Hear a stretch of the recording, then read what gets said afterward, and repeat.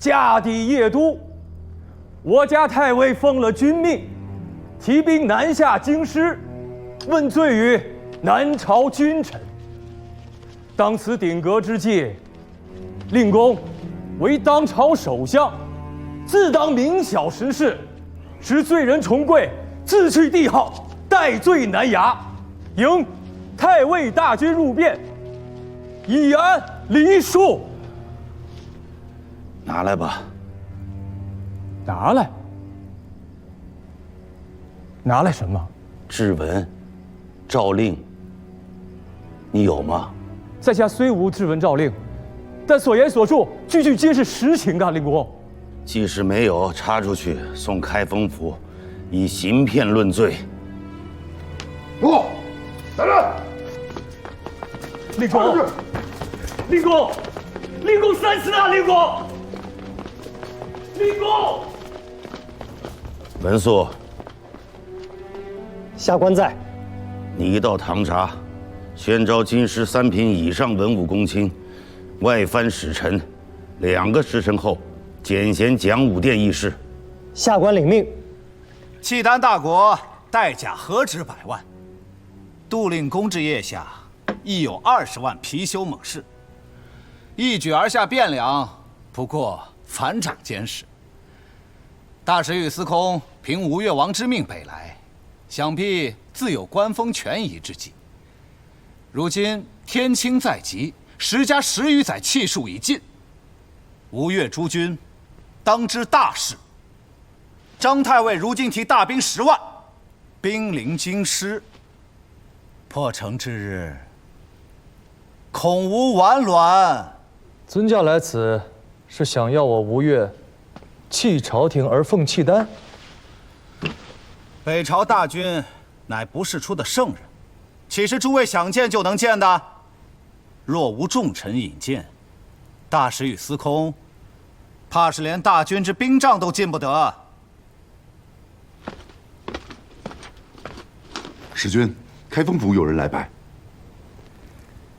吴越一向公事朝廷，勤修贡事。使君与司空此来，所带银券珠玉，想必不在少数。纵使当下社稷崩乱，局势败坏，主公要替吴越改视他人，怕一时也难于计议。腋下的杜令公，未见得有天子气。契丹主雄踞北方，成为豪盛，可能否入主中原，亦未可知。张太尉昏聩贪比，一匹夫耳，更不堪论。主公所携礼敬，怕是一时送不出去了。既然如此，何不多少将携出来，以安抚京师黎庶？既然仓促寻不得中国之君，善事中国之民，也是正理呀。哪里来的无赖，竟敢如此无礼！哎，尊驾莫生气，莫生气。杜令公和契丹主，皆不足以臣之。那依君所见，当今圣主何在？司空何出此言？当今天子自驾坐在资德殿内，未尝有退却外善之志，天下何来他人圣主？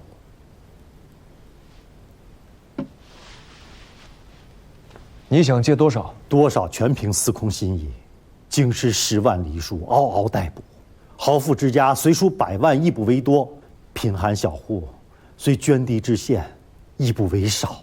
既如此，你帮我做一件事，我就做主借贷10万银券于开封府，只是需立下字据，以抵扣贡事，如何？你能做得主吗？我乃开封府判官，此等小事，如何做不得主？司空大手笔啊！张太尉一片全权之意，却当成了耳旁风。10万银券，宁可扔进水里，也不肯拿出来劳军。我方才让你帮我做件事，便是将这个偷了我茶杯的毛贼缉拿归府，以律治罪。休要污蔑我！谁偷你茶杯？人赃俱获啊！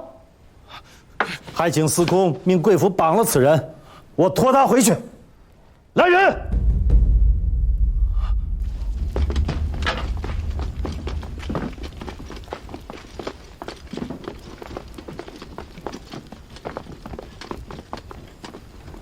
是不是戒多了呀？戒都戒了，多少还重要吗？那是不该戒啊。何为该戒，何为不该戒？也不知道这个人是不是个骗子，空口白牙一顿说。哼！银卷，我们直接送到开封府。犯人他自家押着，却又如何骗得了人呢？我还是觉得此事有些荒唐。刚才你戒的时候倒是挺爽快啊。此事做的的确是荒唐，但做都做了，现在又开始反复犹豫，就更荒唐了。我就是觉得那个人说的话极有道理。且不论六哥和国忠是否还要继续尊奉眼下这个朝廷，在京师之内，这数十万百姓却是无辜被难，能尽力救得些，总好过作弊上官。有些事，官家不管了，终须得有人来管。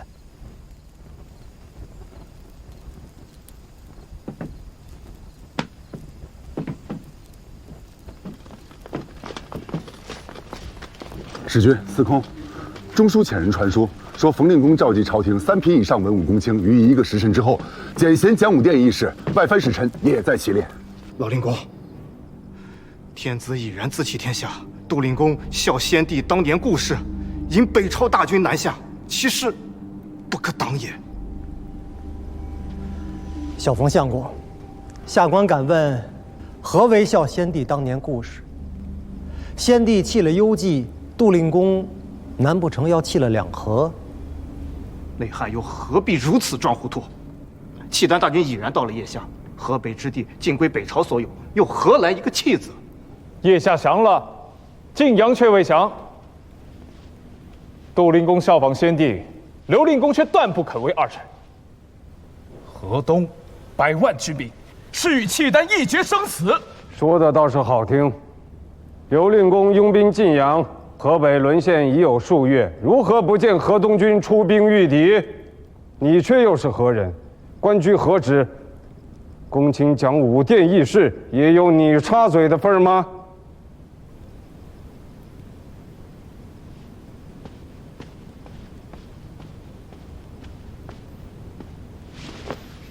下官乃河东班悍马步军孔目官郭荣。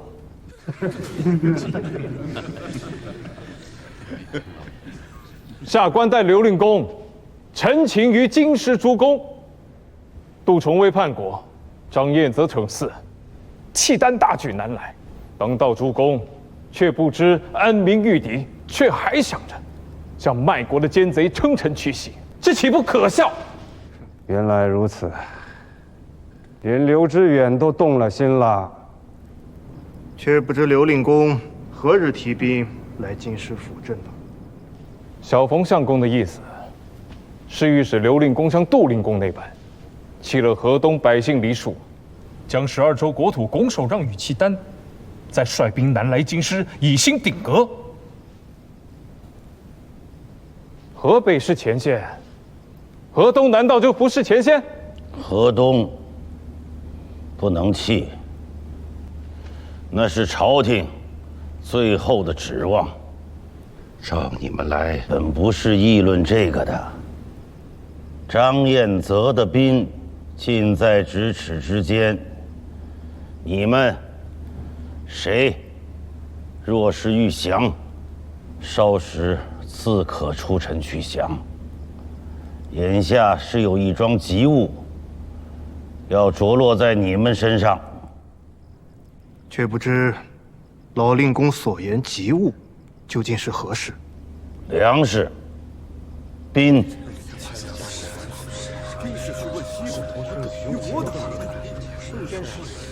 天子将兵都打回来，转过头却又雄武要人，燕是是啊。秦贵，禀令公，朝廷规制，载职以上，倚仗50，10项备之。各个节镇、诸军、诸司使各有牙兵亲教，巨额不等。悉数充裕银武，能够得到5000兵力。至于粮食方面，公卿城隍各家的司令，至少60-70担，多则300-500担。若悉数以充粮秣，至少可供给京师居民2月有余。却有全家的日子，捐书钱粮。主公，国难当头，正该戮力报效，以权终结。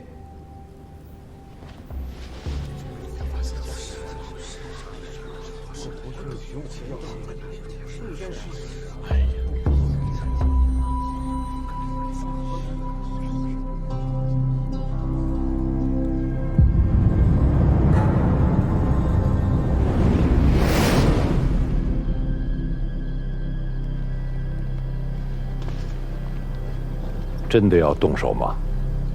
你说呢？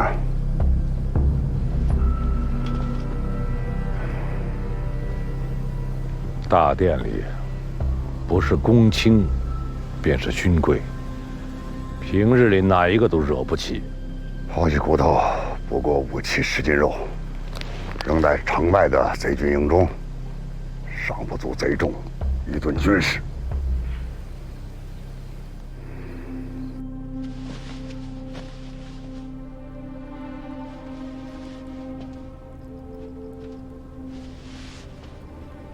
三国桥，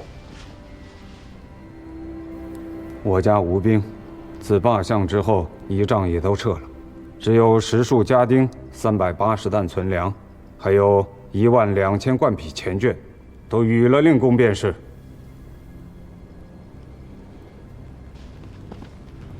冯令公，贵使，我朝与贵国本是敌国，于此危急存亡之时，老夫便不客气了。南唐使团上下500兵丁，便由侍卫亲军征用了。冯令公，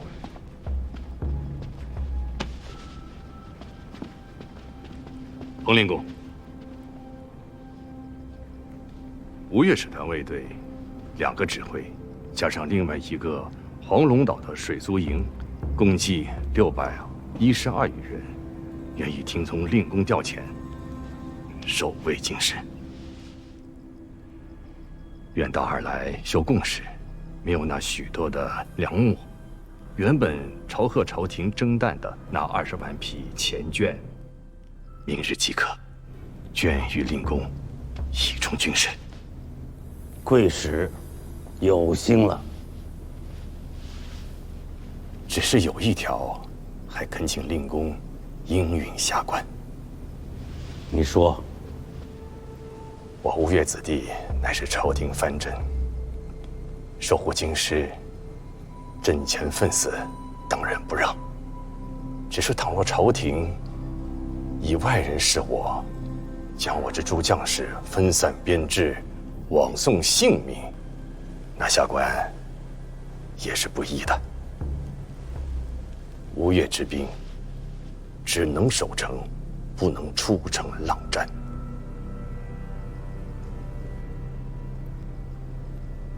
依你，吴越之境，当由下官亲率，所有将领就由下官于司空奉领，其余将士概不受令，不为军前为命。依你，还有吗？如此，下官谨奉令公君命。令公，如此我大唐，你们不行。自此时起，南唐使团上下，由你徐鼎臣一将，皆须听从号令，违令者诛。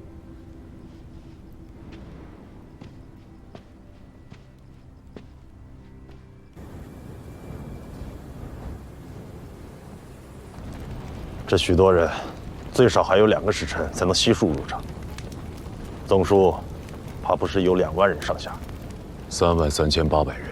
你一直在数，到你方才说话为止，总共进去了将近33800人，还不算上之前进去的那几千人，和眼下这些未曾进城的，总人数，怕是有5万人上下。5万人。这城中哪有那许多地方能安顿这多出来的5万人呢？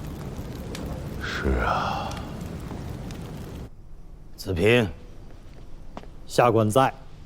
开封府如何？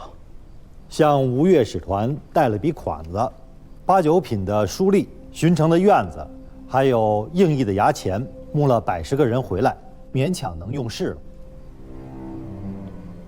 赵弘殷，末将在。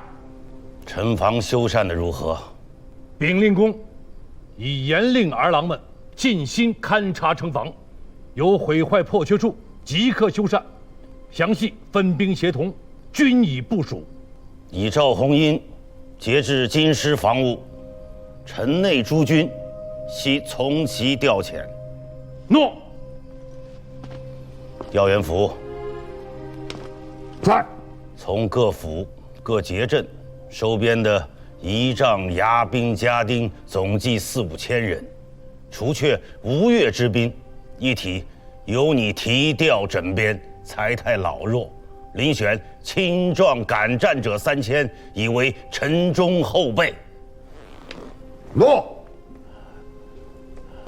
京师城内，军资粮秣、口粮配给、医药伤患、买卖公平、居所安定，皆由开封府统辖。自即刻起，桑国桥复任开封尹，子平为判官。京师秩序，老夫便托付给2位了。回禀令公，自昨日午时起，宣阳门方向入城的逃难黎庶已近4万，陆续入城者尚不知凡几。这些人的饮食生计姑且不论，如何安置却是件大事。如今，马前街和周围的几条街道都堵死了，京城里可以安置流民的处所，连1/10怕是都容不下的。薛公，不知这些流民当中，老弱妇孺几何？青壮丁口又有几何？青壮约40%有多。令公，如今之计，可将这些流民青壮收拢编练，这些人上阵杀敌是不成的。然则修筑墙垒、输送给养、烧制饭食，皆是可用之劳矣。此事便交于你去办。只要能安定流民，不使绅士生杀予夺，皆由得你。下官领命。只是下官恳请令公给下官拨一支兵，不必多，只需维持秩序便可。吴越的兵暂不上城墙，随你办差。谢令公。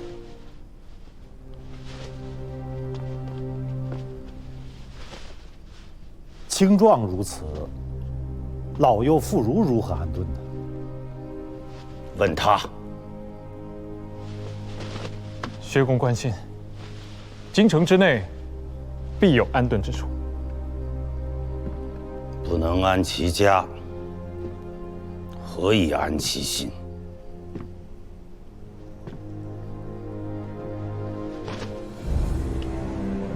诸位，张彦泽即将攻城，准备开战吧，给这个天下最后留一份体面。诺！来，都过来，都过来，都过来，都过来，都过来！听好了，我乃开封府判官薛公僚属，凡是困了、饿了，想有个安身的地方歇歇，想吃一口热饭、喝一口热汤的，都跟着我走，就在明德门前集合，千万不要踩踏伤人。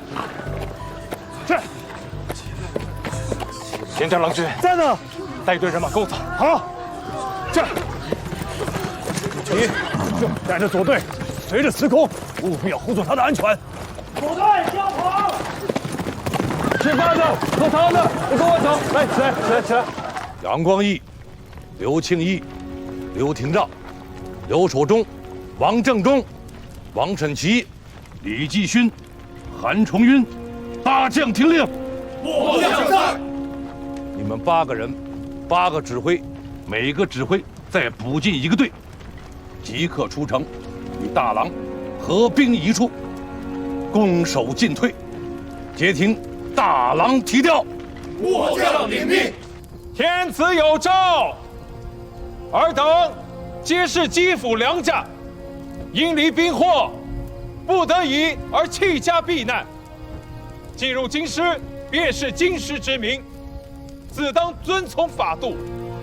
今社稷大难，朕与尔等可共甘苦，可通患难。朕之无虞，即尔等之无虞；朕之犯使，即尔等之犯使；朕之敌臣，亦尔等之敌臣。今可责轻重，以为军前之意。老弱妇孺等辈，皆可入居皇城之内，勿使有积馁之忧，勿使有霜寒之苦。朕之至意，尔等当尽体之。都听明白了吗？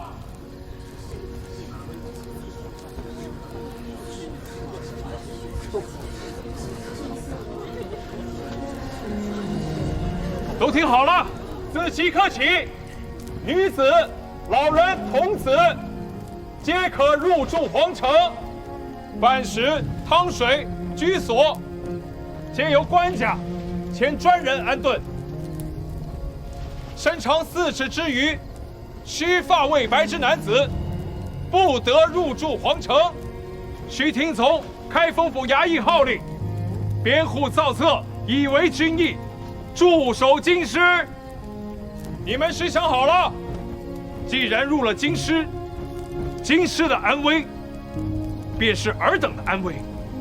京师存，尔等存；京师亡，尔等亦亡。天子说，如父母妻子，吾养之。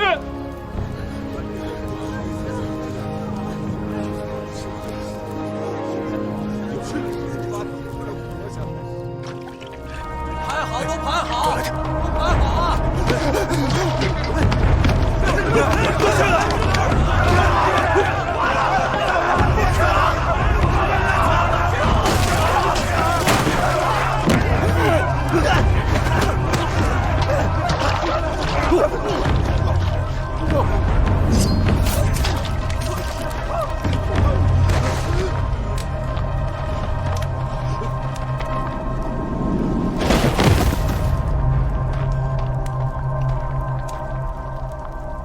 听号令，守规矩。只要做完了事，人人都有周贺。不听号令、坏了规矩的，便是这等下场。他不过是饿极了，想吃口热粥，却是坏了哪家的王法？司空不再管一些些，来此做甚？我是在问你，他饿了，想吃饭，却是犯了哪家的王法？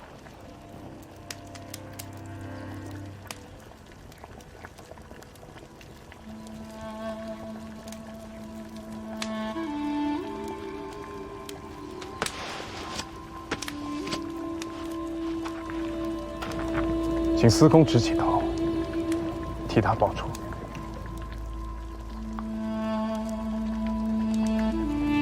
怎么，不敢了？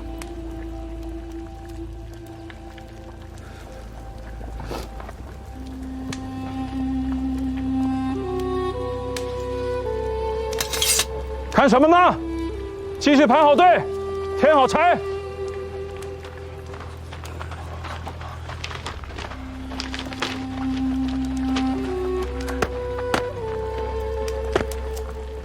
大战在即，诸事繁杂，你可以不帮忙，却也别给我添乱。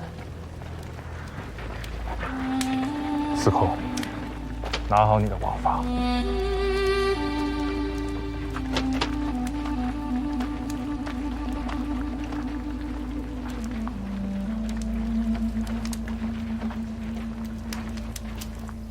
案上的这些，原本只是蒙童练字、描红的粗纸，但是如今，他烙上了司空于某的印姓，那便是杭州凤凰山下100顷的水田。司空于某替大王颁下赏格。诸位将士们，还有我身后黄龙岛的弟兄们，都听好了。中一箭者赐1亩，背一刀者赐2亩，当1谋者赐3亩，重伤致残者赐5亩，临阵殒命者国中家眷扩填10亩，至为永业，免其杂赋。好听的说完了，下面说的是不好听的。各位都是老军务了，军中的规矩自然都明白，但我还是要重申一遍：有胆敢临阵、失机、违令、妄语、擅退、叛逃者，立斩。国中亲眷，男为官奴，女入教坊，3代不赦。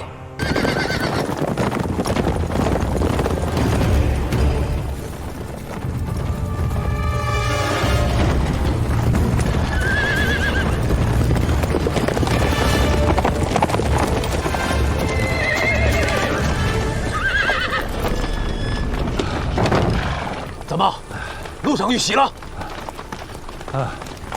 贼军前哨，不足20里。是魏博的斥候，还是远滩蓝子马？魏博斥候，真和那远滩蓝子马要是遇上了，我这就回不来了。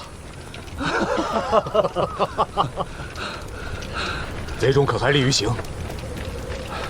马上全是金银珠玉、家私器皿、绢帛绸缎。妈了个巴子的，这帮阿扎泼财！从腋下到京城，竟是走了一条富贵路过来。你给我好生回话，某现在是义军主将。是。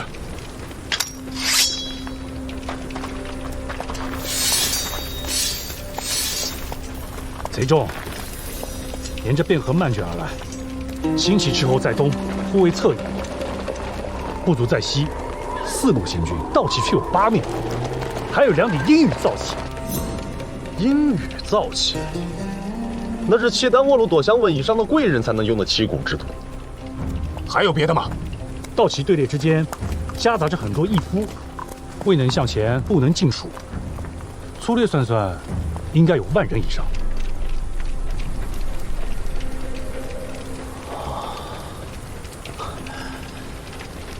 夹带私财，裹挟民夫，1个时辰最多也就走3、5里路。看来午时是到不了了，怕是要等到日落时分了。吃点东西去吧。是，走走，累了吧？